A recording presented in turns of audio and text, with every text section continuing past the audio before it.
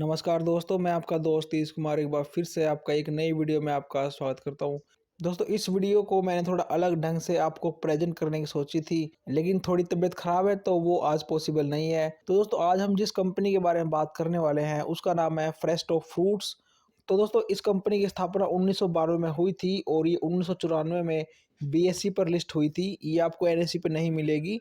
और दोस्तों, ये जो कंपनी है बेसिकली जो इसका बिजनेस है काफी सिंपल है। ये क्या करते हैं कि अनार, अंगूर और आम को प्रोसेस कर कर और फिर उन्हें चाइना, यूरोप और जापान में सप्लाई करते हैं। इनका प्लांट नासिक के अंदर है। और अगर आपको पता हो तो भारत में सबसे ज्यादा जो अंगूर है वो नासिक के अंदर ही होता है। और नासिक के अंदर प्लांट होने का एक फायदा इनको और है कि वहां से जो ट्रांसपोर्टेशन है जो कि सप्लाई करते हैं यूरोप में समुद्र के रास्ते, तो वहां से वो काफी आसान रहता है। तो दोस्तों, अगर हम बात करें इनके रिवेन्यू की तो देखिए 71% है जो इनका रिवेन्यू है वो इन्हें आता है ग्रेप से, अंगूर से।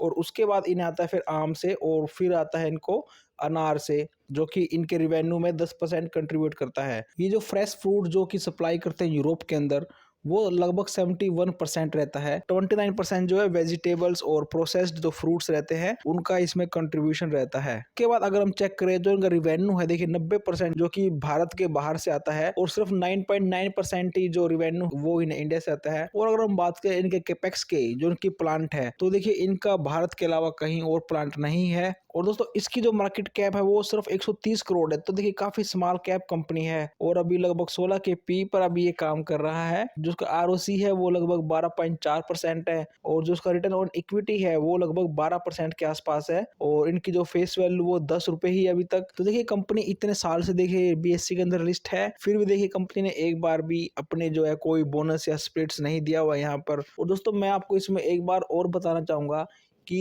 इनका जो बिजनेस है देखिए जो साइक्लिक है। देखिए ऐसा होगा कि कभी देखिए अंगूर का सीजन होगा, कभी आम का सीजन है। आपको पता है कि सर्दियों में आम नहीं होते तो वो उसे आप सप्लाई नहीं कर सकते। तो इस तरह देखिए जो इनका बिजनेस है वो साइक्लिक है। इसका असर आपको इनकी सेल्स में दिखेगा। मार्च और जून का जो क्वार्टर रहता है इनका काफी अच्छा रहता है। उसके अलावा फिर देखिए जो कि सीजन का ऑफ रहता है तो यहाँ पर ये कुछ खास देखिए यहाँ पर सेल्स नहीं कर पाते हैं। और अगर देखिए सेल्स ही नहीं होगा तो फिर प्रॉफिट भी इनको नहीं हो पाएगा। तो ये थोड़ा इसमें देखिए रिस्क है क्योंकि ये एक साइक्लिक बिजनेस है।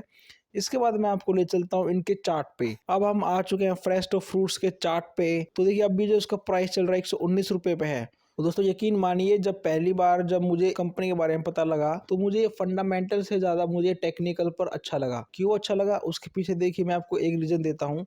मैंने यहाँ पर क्या किया, मैंने यहाँ पर इसे इस तरह से देखा तो मुझे यहाँ पर दिखाई दे रहा है कि जो सेलर पहले ज्यादा एक्टिव थे अब वो धीरे धीरे कहीं ना कहीं वो अभी टायर्ड हो चुके थे।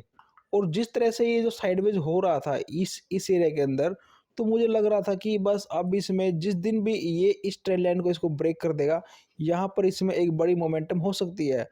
और दोस्तों, उसी दिन 8 या 9 तारीख को ही मैं इसको देख रहा था और ठीक तीसरे ही दिन इसमें ये ब्रेकआउट हो चुका था, जो कि लगभग 17% का देखिए यहाँ पर रनअप है। आप यहाँ ऊपर देख सकते हो। तो इस दिन देखिए ये 13 दिसंबर को इसमें लगभग 17% की इसमें उछाल देखने को मिला और अगले दिन फिर इसमें जो है लगभग आपको 8% का इसमें उछाल देखने को मिला। 2 दिन की इस उछाल के बाद इसने फिर यहाँ पर देखिए रीटेस्ट किया है। और देखिए रीटेस्ट देखिए इसने किस लेवल को किया है मैं एक बार आपको बता दूं। अगर हम थोड़ा चार्ट को अगर हम छुपा दे तो हम यहाँ पर देख पा रहे हैं कि ये जो चार्ट है पहले देखिए इसने यहाँ पर आकर एक सपोर्ट लिया।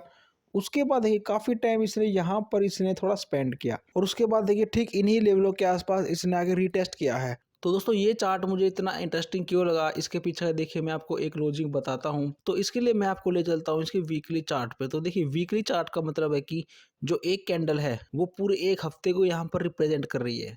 और मैं इसमें एक ट्रेंड लाइन ड्रॉ करता हूँ। ये इसका एक शोल्डर हो गया, फिर ये इसमें इसका हेड हो गया। अभी इसका एक यहाँ पर एक शोल्डर भी बनने को तैयार है। तो इसको हम बोलते हैं inverse head and shoulder pattern और ये बुलिश पैटर्न है। और दूसरी सबसे बड़ी बात कि ये वीकली टाइम फ्रेम पर बन रहा है और जितने बड़े टाइम फ्रेम पर ये बनेगा उतना ही देखिए यहाँ पर काफी हमें अच्छी इसमें उछाल देखने को मिलेगा। लेकिन ऐसा नहीं है कि बड़े टाइम फ्रेम पे बन गया तो बस अब तो बल्ले बल्ले होगी। जी नहीं, ऐसा नहीं होने वाला है।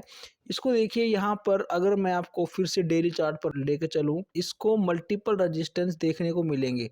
तो देखिए सबसे पहला जो इसको अड़चन आएगी वो आएगी 135 से 150 तक की रेंज है ये जो स्टॉक है ये प्योरली देखिए स्टडी के मैंने पर्पज से बनाया है। ऐसा मेरी कोई इसमें बाइंग या सेलिंग की कोई राय नहीं है। अगर मैं आपको यहाँ पर एक चीज़ और दिखाऊं तो हमें डेली टाइम फ्रेम पे भी यहाँ पर मल्टीपल पैटर्न्स बनते हुए दिखाई दे रहे हैं। तो देखिए तो सबसे पहले यहाँ देखिए ये इसका एक शोल्डर हो गया और यहाँ पर इसका एक हेड अभी बन रहा है। तो देखिए छोटे टाइम फ्रेम पे भी सेम पैटर्न अभी बन रहा है और बड़े टाइम फ्रेम पे भी सेम पैटर्न बन रहा है। तो ऐसा नहीं है कि बस ये यहाँ से वन वे निकल जाएगा। इसको थोड़ा अभी, क्योंकि इससे पहले यहाँ पर एक रेजिस्टेंस था और जो कि पहले काम करता था सपोर्ट की तरह, तो अभी यहाँ से जो सेलर है इसको इतना आसानी से निकलने नहीं देंगे।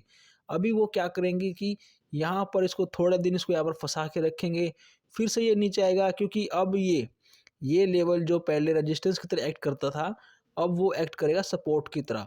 तो ये कहीं न कहीं यहीं कहीं से फिर से देखिए नीचे आएगा और फिर से ये ऊपर बनकर तब जाएगा और उस केस में तब ये 150 तक जा सकता है। फिर से आपको मैं वीकली चार्ट पर लेके चलता हूँ। तो हम थोड़ा यहाँ पे देखिए एक बड़ा चार्ट देखेंगे, तो हमें क्लियरली हमें यहाँ पर दिखाई दे रहा है कि इस स्टॉक्स ने कभी भी 200-210 के ऊपर कभी अपनी क्लोजिंग नहीं दे पाया सक्सेसफुली। और अगर मैं नीचे की तरफ देखूँ तो ये इसकी एक रेंज है। एक ये जो स्टॉक्स है ये एक अभी देखिए रेंज में ही घूम रहा है। तो अगर ये बाय चांस इन फ्यूचर इसमें एक बड़ी तेज़ी तब बनेगी, अगर ये फ्यूचर के अंदर इन लेवलों के ऊपर अगर टिक गया, तब स्टॉक्स के लिए देखिए फिर एकदम खुला आसमान है। ये कंपनी मुझे फंडामेंटल वाइज़ इतनी ज़्यादा पसंद नहीं लगी, लेकिन जो इसका चार्ट है थोड़ा-सा मुझे एक अच्छा लगा। तो दोस्तों ये वीडियो आपको कैसी लगी मुझे कमेंट सेक्शन में ज़रूर बताइए। मैं मिलता हूँ आपसे नेक्स्ट वीडियो में, तब तक के लिए टेक केयर, बाय बाय।